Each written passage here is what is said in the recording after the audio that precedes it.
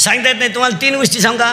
तुमचं मरण जिथं येणार तिथे येणार, तुमचं लग्न जिच्याशी होणार तिथेशीच होणार, आणि तुमचा जन्म जिथं होणार तिथंच होणार. या 3 गोष्टीला चॅलेंज नाही. त्यांनी बळच लग्न केले, गेले कचेरीत गेले, ते मिटून नाही मोकळे झाले. असं चालणार नाही. गरुडाच्या आईनं माय आईला मरण येऊ नये म्हणून झाडाच्या खोडीतलं पण ठेवलं. यम तिथं जाऊन असला म्हणला, हीच जागा होती, गिराईक येत का नव्हतं. हां, रावणानं प्रश्न विचारला होता ब्रह्मदेवाला, माझा जावाई कोण असेल. ती श्रीमंत पार्टी तगडी. त्याला त्या एका ब्रह्मदेवानं सांगितलं, ते नदीच्या कडेला माशी धरते तो तो जावाई.